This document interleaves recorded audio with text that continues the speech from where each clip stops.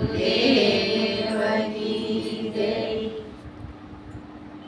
પદ જે આપણે આ પદનો જે સત્સંગ કરવા જઈ રહ્યા છીએ એ પદ એમ છે કે સુરતા એની સખી નૂરતાને એક વાત કહેવા માંગે છે કે એ વાત કઈ છે કે ભાઈ સુરતા કે એ સખી તું આ વાત સાંભળીશ તો સાંભળતા તને આનંદ આવશે ને પાછી એ વાત તને ઘણી મીઠી લાગશે એવી આ વાત છે. તો એ પહેલા શું કહે છે કે સાંભળને સખી કહું એક વાતડી, સાંભળતા લાગે ઘણી મીઠી રે, જેણે લક્ષ્ય હશે ગુરુદેવના રે, એને આ વાત તો સમજાશે. આ વાત એને કરી. કોને કરી? સુરતાએ કોને કીધું? એની સખી કોણ? સુરતાની નૂરતા. નૂરતાનો અર્થ શું થાય? નૂરતાને કોઈ સમજુ? નૂરતા કોને કહેવાય ને નૂરતાનો અર્થ શું થાય? નૂરતા એટલે આપણી આ બુદ્ધિથી જ માણસને સમજાય. બુદ્ધિ વગર માણસને સમજાતું નથી. તેથી એ તે બુદ્ધિ છે એ નૂરતા છે. અને આ પારક શક્તિ જે છે આપણામાં, એ પારક શક્તિ જે છે એ સુરતા છે. તો આ સુરતાએ જ્યારે આત્માને પારખ્યો, અનુભવ્યો, ઓળખ્યો, ત્યારે સુરતાએ કીધું એની સખી નૂરતાને કે સાંભળ સખી, તને એક વાત કહેવા માંગુ છું. એ વાત તું સાંભળતા તને ઘણી મીઠી લાગશે. કેમ મીઠી લાગશે? એમાં એવડો શું મીઠાશ ભર્યો છે? નૂરતા સુરતાને કહે છે, હે સખી, એમાં શું એવડો મીઠાશ ભર્યો છે કે એવી મને સાંભળતા મીઠી લાગશે? એવડી વાત કેવી છે તારી? તો કે એ વાત એમ છે કે જેણે લક્ષ્ય હશે ગુરુદેવના, દેહધારી ગુરુમાં લક્ષ્ય નહીં, પરમ ગુરુમાં જેને લક્ષ્ય હશે એને એમ કે આ વાત સમજાશે. પરમ ગુરુમાં લક્ષ્ય હશે એને આ વાત સમજાશે. આ ઈ વાત તને હું કહેવા માંગુ છું અને ઈ જ વાત તને મીઠી લાગશે. એમ એને વાત કરી. ત્યારે પછી એને શાન કરી. નૂરતાને શાન કરે છે કે ગંગાને કાંઠે રે ગુરુજીની ઝૂંપડી છે. ગંગાને કાંઠે રે ગુરુજીની ઝૂંપડી છે. ત્યાં નિત્ય ગંગા પાન થાય છે. હવે આ ગુરુજીની ઝૂંપડી ક્યાં છે? ગંગાનો કાંઠો જ પ્રથમ ક્યાં છે? પ્રથમ ગંગાનો કાંઠો મળી જાય તો ગંગાની ઝૂંપડી મળે. પણ ગંગાનો કાંઠો જ ક્યાં છે? તો ભાઈ ગંગાને કાંઠે એમ કે ગુરુજીની ઝૂંપડી છે. તો એ ઝૂંપડી શું? ગંગાનો કાંઠો જે છે અઘાટ, જ્યાં ઘાટ નથી એવા ઘાટમાં જ ગંગા વહન આઠે પોર વહ્યા જ કરે છે. એ ગંગાનો કાંઠો છે અને ત્યાં સદગુરુની ઝૂંપડી છે. તો એ ઝૂંપડી છે એ શું છે કે એ આપણો આ 10મો દ્વાર છે. તો આ 10મા દ્વારનો ઘાટ નથી, એ અઘાટ છે. આવા અઘાટમાં નિત્ય જ્ઞાન ગંગાપાન થાય છે. આઠેય પોર જાગતે પણ અને સૂતા આઠેય પોરા ગંગાપાન થયા જ કરે છે. ત્યારે પછી શું કહે છે કે આ સ્વાતુ રે વરસી સાચા મોતી તણી. સ્વાતુનો અર્થ શું થાય?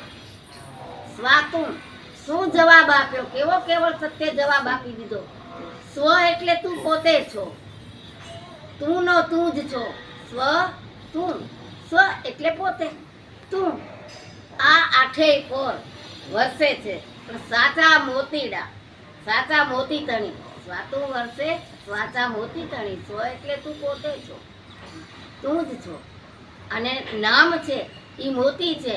તો આ મોતી તણી આ સ્વાતુ વરસે છે એમ. અને ચીપલા આવે અપરંપાર.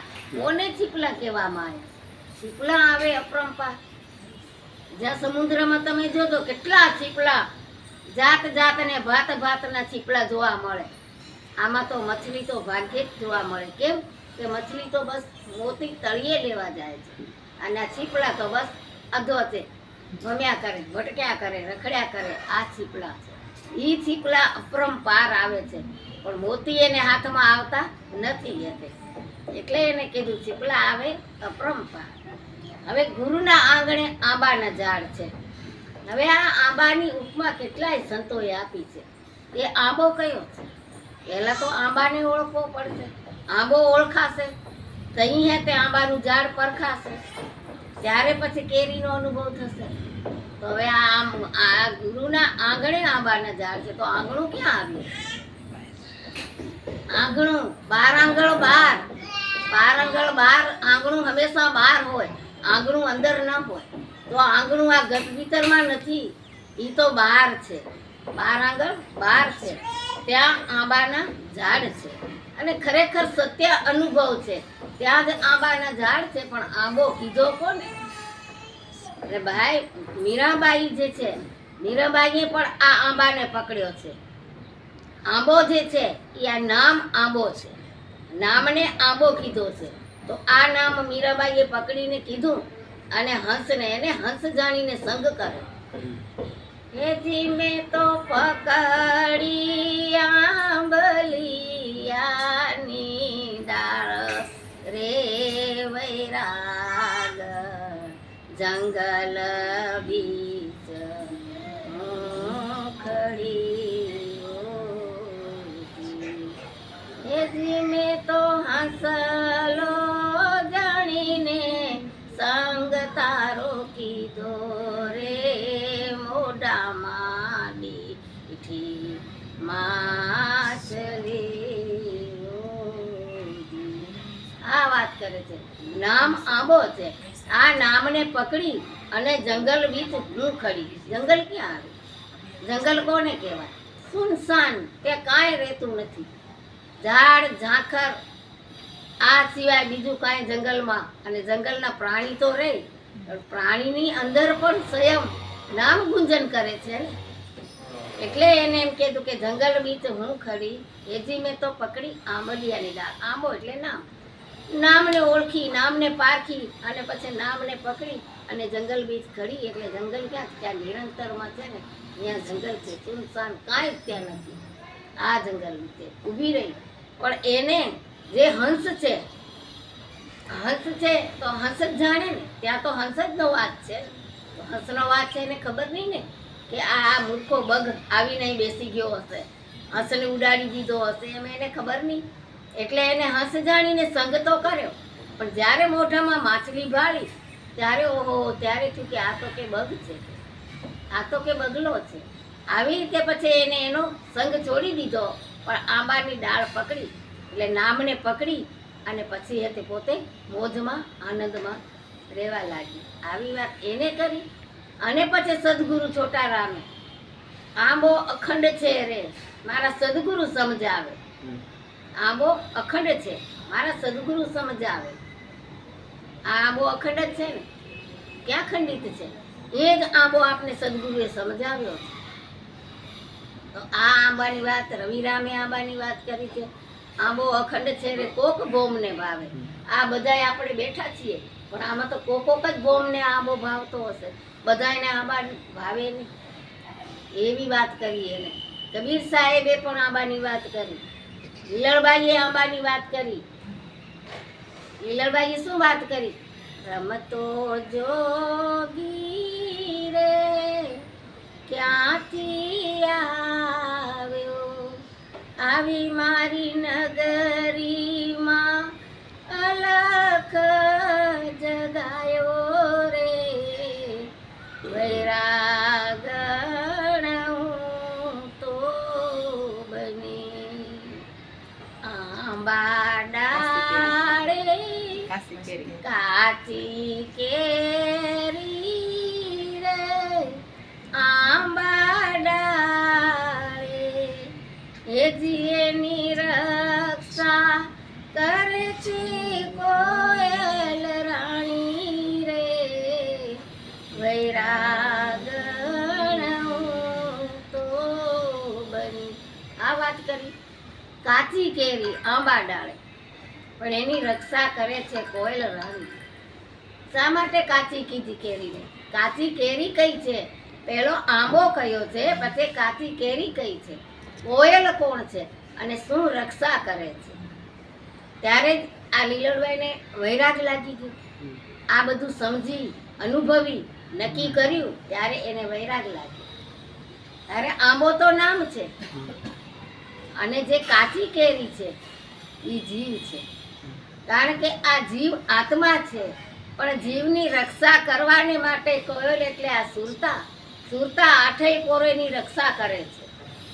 કે કેમ કે જીવ મટીને શિવ તો થયો, જીવ મટીને જીવ આત્મા તો થયો, પણ પાછો પડી ન જાય એને લઈને એની આઠેય પોર રક્ષા કરે છે. ત્યારે પછી એમ કે આ વૈરાગ લાગે છે કે રે હિરણબાઈ, એવું એને વાત કરી. પછી એને કીધું કે આ ગુરુના આંગણે આંબાના ઝાડ છે, તો આંગણું 12 આંગળ 12 આંગણું છે. આ જ આંબાનું ઝાડ કયું? આ નામ. નામ 12 આંગળ 12 સુધી ગુંજન કરે છે, 12 આંગળથી બહાર નથી. કારણ કે નામ તેનો નાશ છે, પણ આ એક નામ છે ને સત્ય નામ છે. સત્ય નામ હોય એનો નાશ ન થાય, પણ એનું પરિવર્તન થાય, પણ એનો નાશ ન થાય. એટલે એને આંબાને ઉપમા આપી દીધી. અને એ આંબાનું ઝાડ છે. કેરી ત્યાં આવી અપરંપાર. આ બધી કેરી ફળ શું ગણાય? ફળ ગણાય. આ મનુષ્ય દેહ જે મળ્યો ને આપણને, આ બધું આંબાનું ફળ છે. એટલે એને આ બધી કેરી કીધી. આ કેરી અપરંપાર આવી છે. સૃષ્ટિની અંદર કેટલી કેરી છે? અપરંપાર છે. પાર ન પામી શકે એટલી કેરી છે. તો આવી અપરંપાર આવી. સાકુરે ચાખીને કંઠ મારો ઉગડ્યો. પછી આ કેરી જે છે એ કેરી પહેલા કાચી હતી, એટલે જીવભાવ હતો. હવે જીવભાવ સદગુરુએ છોડાવી દીધો. હવે તું જીવ નથી, હવે તું તો જીવ આત્મા છો. આવું જ્યારે નક્કી કરાયું ત્યારે આ કેરીને શાંખ આવે. શાંખ આવે ત્યારે કેરી પાકે ને, શાંખું વગર તો કેરી પાકે નહીં. એટલે આ શાંખુરે ચાખીને કંઠ મારો ઉગડ્યો.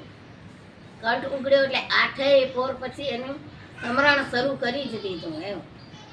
અને પછી એમ કે કોયલ કરે તુહી તુહીનો જાપ. સમરણ કરવા બેઠા ત્યારે હે તે એમ કે કદાચ લક્ષ આમ તેમ ડોલે તો પછી આ તુહી તુહીનો જાપ કોણ કરે છે? કોયલ. કોયલ એટલે આ સુરતા. સુરતા આઠેય પોર જાપ કરે છે. તું તુહી તુહી તુહી તું એટલે તું ન તું છો, બીજો કોઈ છે જ નહીં. આ એને એમ કે આ એને શાન કરે છે કોયલ.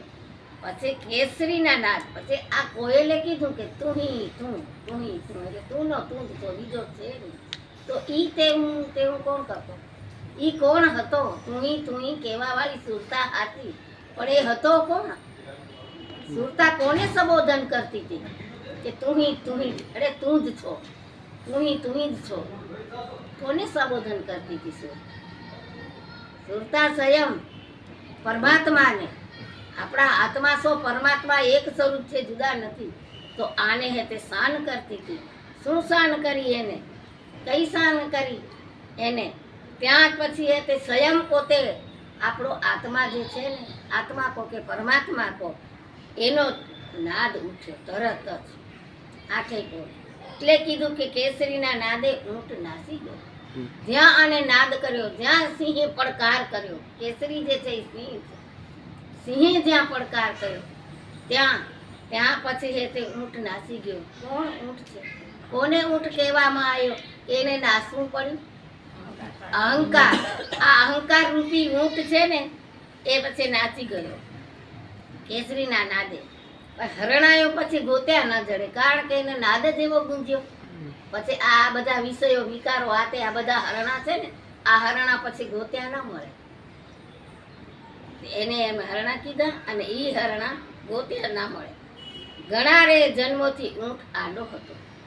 આપણા કેટલા જન્મો થઈ ગયા, અનંત જન્મો થઈ ગયા, પણ ઊંટ જ આડો હતો. ઊંટ આડો હતો, આપણને ક્યાં હરિના તરફ જવા દે? આપણને જવું છે એ માર્ગે જવા ન દે. જ્યાં જવાનું મન થાય ત્યાં આવીને આડો બેસી જાય. પછી મનને કાયર થઈ જવું પડે. મન કાયર થઈને બેસી જાય કે ઓહો, આને વટીને કઈ રીતે મારે જવું, આવું પછી મન કરે.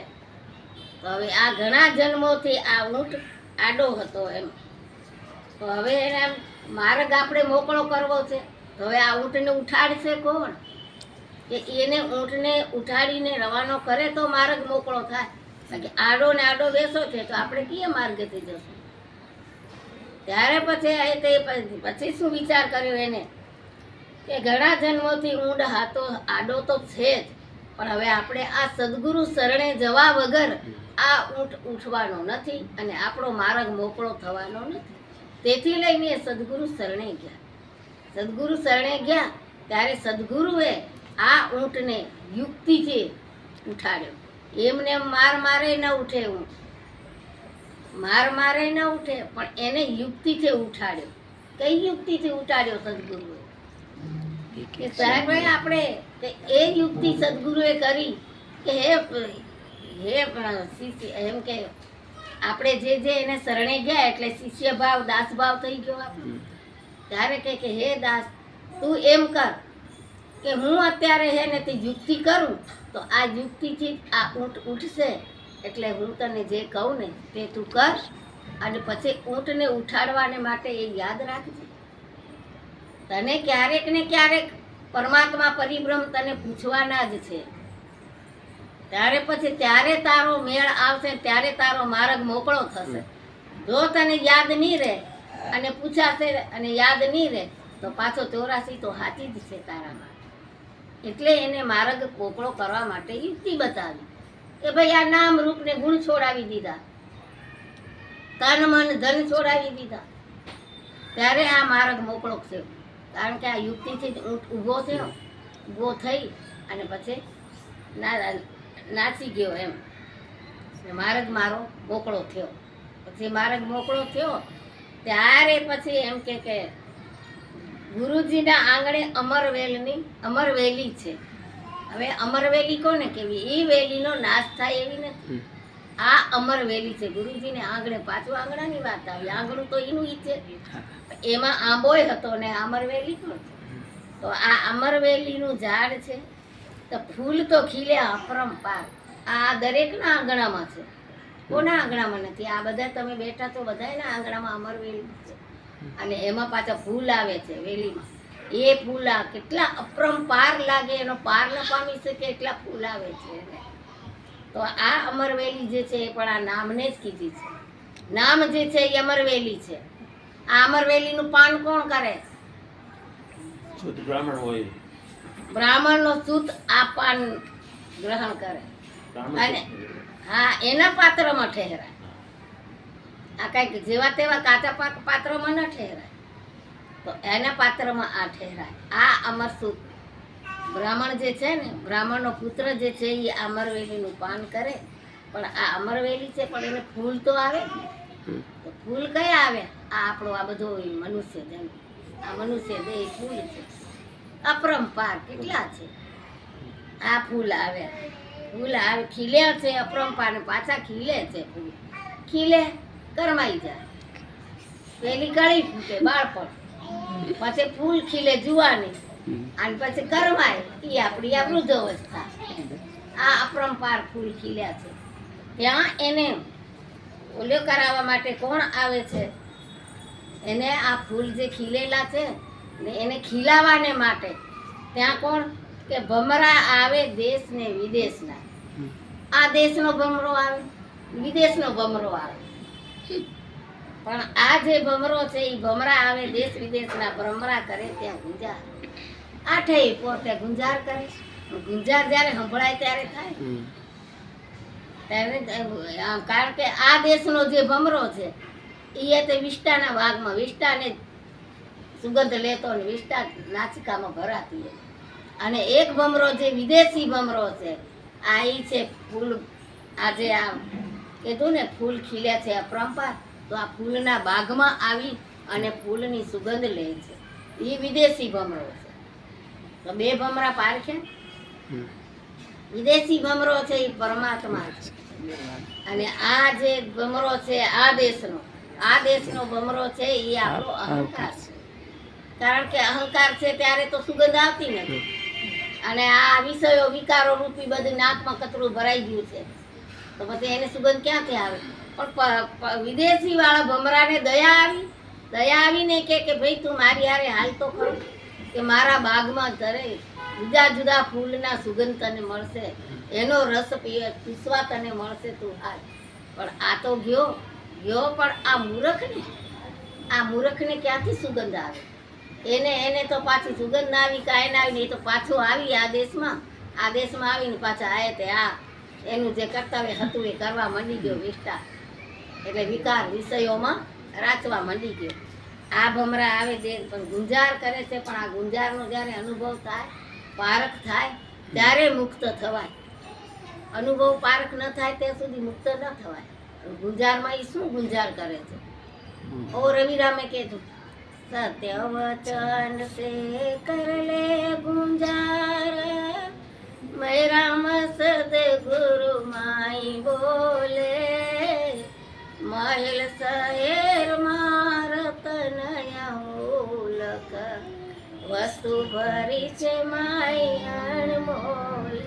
આનું મૂલ ના હકી હકી એવી વસ્તુ ભરી છે, પણ સત્ય વચન છે કરલે ગુંજાર. આ ગુંજાર કરે છે ભમરા, પણ આપણે એ ગુંજારને પારખતા નથી. એટલે આ જે હૃદયમાં વસ્તુ ભરી છે અણમોલી, એની પારખ નથી થતી, એનો અનુભવ નથી થતો, અને એ ઓળખાતો પણ નથી. ઓળખાય ક્યારે? ઓળખો તો જ બોલખાણ મળશે. ઓળખાણ વગર બોલખાણ મળે નહીં. ઘણી વખત આપણે કહીએ છીએ ભાઈ દુનિયામાં આપણે વિચરીએ, દુનિયામાં આપણે જઈએ, પણ આપણે ઘણા હામાં મળે, પણ આપણે એને ઓળખી તો બોલાવીએ. ઓળખ્યા વગર કોઈને બોલાવશું? ના બોલાવા. કારણ કે ઓળખાણથી જ બોલખાણ મળે. એને આપણે ઓળખી તો તરત બોલાવી. કેમ વિભા આવતી નથી? કેટલા દિવસ થઈ ગયા? ઓળખી છી તો ને, ના ઓળખી તો બોલાવી આપણે? ના બોલાવી. ઓળખાણથી જ બોલખાણ મળે. આવી વાત કરી છે.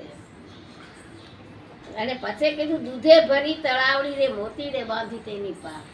ક્યાં ભમરા ગુંજન કરે છે, ક્યાં ભમરા દેશ વિદેશના આવે છે. આ દૂધે ભરી છે તળાવડી. તો આ દૂધે તળાવડી ક્યાં ભરી છે? જોઈએ ભાડે. એ ભાડ્યામાં દેખવામાં જોવામાં ના આવે. એ તળાવડી છે અનુભવવામાં આવે, પણ ખરેખર ભરી તો દૂધની જ છે. કારણ કે દૂધની અંદર બધું રહેલું છે. જે છે આ જ્ઞાન જે છે, આધ્યાત્મિક જ્ઞાન કો, આત્મજ્ઞાન કો કે અનુભવ જ્ઞાન જે કહી તે બધું આ દૂધની અંદર તેનો સમાવેશ છે. અને આ બધું દૂધમાં જ રહેલું છે. પણ તળાવડી પેલી મળે ત્યારે દૂધમાંથી મંથન કરો ત્યારે બધું નીકળે. પેલી તળાવડીને તો ઓળખો. તળાવડી કયા સ્થાન પર છે, ક્યાં છે, કોને તળાવડી કીધી છે, અને મોતીડે એની પાળ બંધાય છે આટલે પર. કેમ? શું કરવા? કે આ દૂધ વહી ન જાય. કારણ કે પાળ વગરનું દૂધ તો એમ વહી જવાનું હોય. પાળની જરૂર, પાળનો આધાર જુએ તો જ આ દૂધ ટકે. એટલે આ દૂધે ભરી તળાવડી મોતીડે બાંધી એની પાળ. પાળ મોતીડે બાંધાણી છે. નામ મોતીએ બંધાય છે, પણ દૂધ જેવો નિર્લેપ, દૂધ જેવો શુદ્ધ સંયમ દૂધમાં જ છે. પણ દૂધને જોએ આપણને દેખાતો નથી, દૂધને જોએ આપણને ઓળખાતો નથી. એને યુક્તિથી ઓળખવો પડે. યુક્તિ એટલે અનુભવ. અનુભવથી જ ઓળખવો અને પારખવો પડે. કેમ?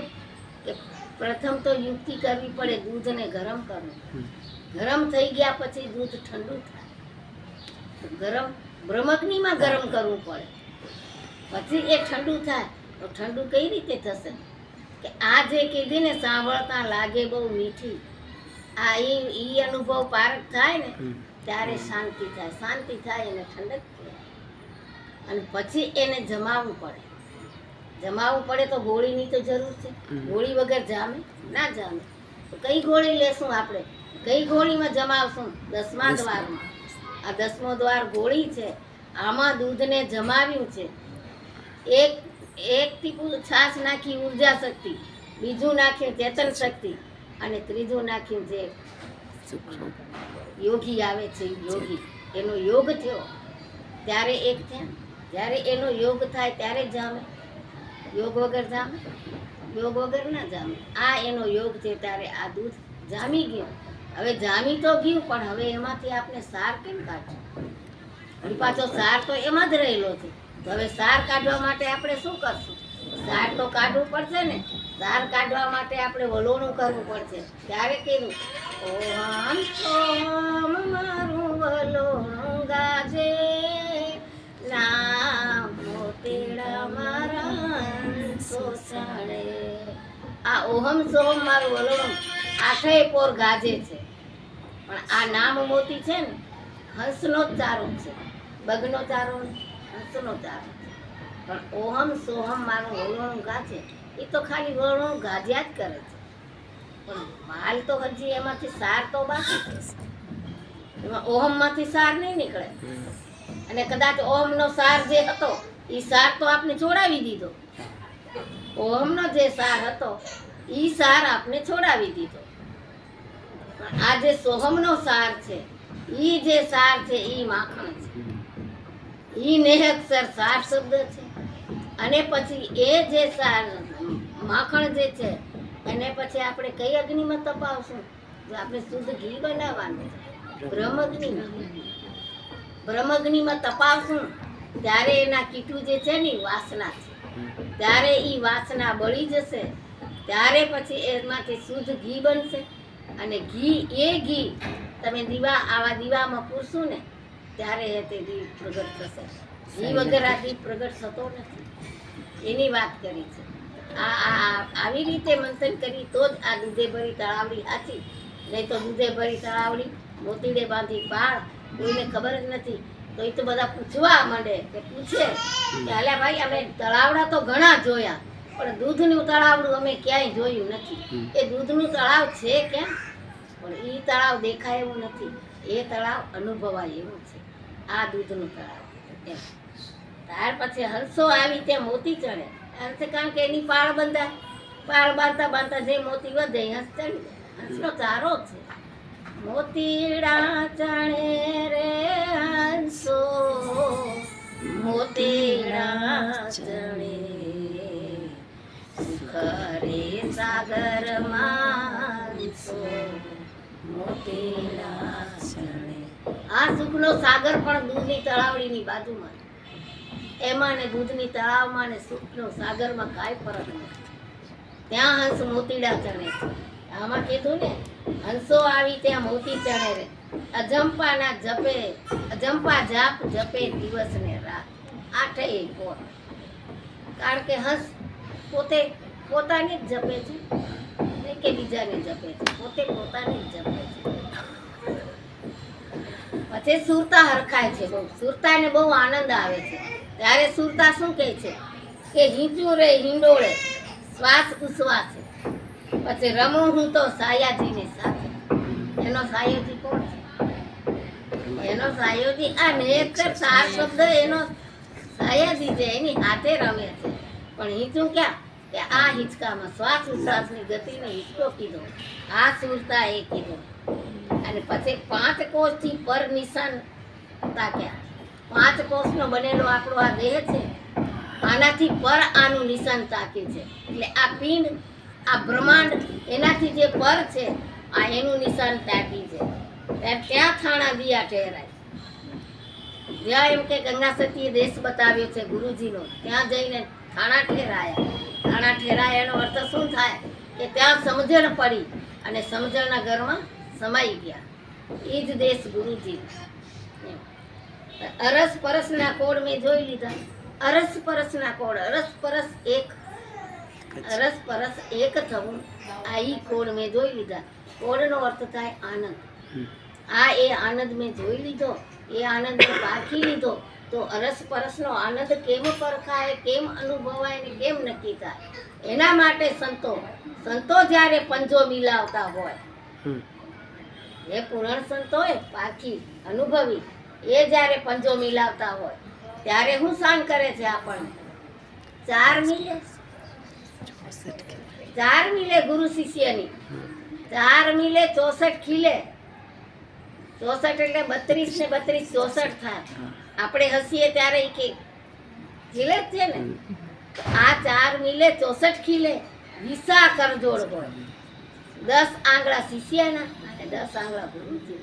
આ વિસા કરજોડ હોય ત્યારે અરસ પરસ એક હોય. ત્યારે પછી જ્યારે ભેટીને મળે છે ત્યારે એક જ સ્વરૂપ. શિષ્યમાં ઈ જ ગુંજન ને ગુરુમાં પણ ઈ જ ગુંજન. ત્યાં આ અરસ પરસના કોડ એટલે અરસ પરસ મળ્યા ત્યારે આનંદ આનંદ આનંદ જ ઉભરાણો. આ બધી વાત કરી દીધી. આવી એમ કે ત્યાં થાણા ઠેરા. આ સમજણના ઘરમાં થાણું એટલે સમજણના ઘરમાં ઠેરાની સુરતા. કારણ એક થઈ ગઈ ને, અરસ પરસ મળી ગયા એટલે એક થઈ ગઈ. પછી એને કહેતો કે સાત દીપ નવ ખંડ જોયા, અરસ પરસ એક થયા. સાત દીપમાં ઈ લોહી છે, હા. નવ ખંડમાં. કારણ કે નવ ખંડમાં એકનો એક જ છે. ત્યારે તો કાલની વાત થઈ. આંખ બે છે પણ એક જ જુએ છે, કારણ કે સત્તા દેનારો એક છે. એ કે હું દ્વૈતમાં ના આવું. એ સહન કરે છે નવ દ્વાર. કાન બે છે પણ આપણે એક. આ એ સતાવા બેઠો એ કે બેની સત્તા ના આપે. એ એકને સાંભળવાની, એકને જ સાંભળવાની સત્તા આપે છે, દ્વૈતમાં નહીં. આવી સત્તા. નાસિકા બે છે, સુગંધ એક જ લે છે, કારણ એક જ છે તો એક જ સત્તા દેનાર. એવી રીતે આ નવ દ્વાર, આ નવે નવ દ્વારમાં એની સત્તા છે અને દ્વૈતમાં આવતો નથી ને, તેથી એક જ કામ કરે છે. એવી રીતે આ કર્મેન્દ્રિયને પણ એવી રીતે જ સત્તા આપી છે કે ભાઈ લેવડ દેવડ કરવાનું હાથ કામ કરે. હાથ બે છે કામ એક જ કરશે. હવે આ હાથે લોટ બાંધો, આ હાથે રોટલી બનાવો, બનશે? કારણ કે બે હાથે તમે બધું કરશો ત્યારે એ કામ બનશે. એક ને એક સત્તા. આ પગ બે છે પણ બે રસ્તે ચાલે છે. ચાર રસ્તામાં ગયા આપણે, એક રસ્તો આમ ગયો, એક રસ્તો આમ ગયો. પગ બે છે, એક કાપાઈ જશે ને કાપાઈ જશે નહીં. એ તો સીધો એને માર્ગે જવું હશે ને એ જ માર્ગે જશે. એટલે તો કીધું અદ્વૈત એક જ છે અને એની સત્તા વડે જ આ બધું થાય છે. તો આપણને ઈ સહન કરે છે પણ આપણને ગમ નથી પડતી, કારણ કે ગુરુની સહન નથી ને, તેથી જ આપણે ગમ નથી પડતી. આ વાત કરીએ ગુરુ સાત દીપ નવખંડમાં જોયા. જોયા એટલે અનુભવ, વાત છે. કારણ કે દેખાય રૂપ નથી એમ. આ નવ દ્વારના રૂપ દેખાય, સાત દીપના પણ રૂપ દેખાય છે, પણ આ અરૂપી છે, આનું કોઈ રૂપ નથી. પછી કીધું ગુરુના શરણે ઝવેર બોલ્યા, ગુરુજી ઉતારે ભવ. આ ગુરુના શરણમાં જઈ તો જ ગુરુજી આપણને ભવપાર ઉતારશે, નહીં તો ભવપાર નહીં ઉતરીએ તો પછી સંસાર સાગરમાં તો આવું છે. સંસાર સાગરમાં જ પછી જીવન જીવવું છે. સંસાર સાગરમાં ના આવવું પડે એની ખાતર ભવો ભવની ભ્રમણા ભાંગી અને પછી આ ભવસાગર પાર કરી અને સદગુરુ શરણમાં રહી અને આનંદ કરવો, આનંદ મેળવવો, આનંદમાં રહેવું. આ રીત બતાવી છે આપણા સદગુરુએ કે અનુભવીને એટલું કે આનંદમાં રહેવું રહે. વજવા પરી ભ્રમને બીજું કાંઈ ના કહેવું. આ અનુભવીને આનંદમાં રહેવું, કારણ એનું સ્વરૂપ જ આનંદ બની ગયું. આ સદગુરુનો આદેશ ઉપદેશ હતો. બોલો સદગુરુ દેવ કી જય.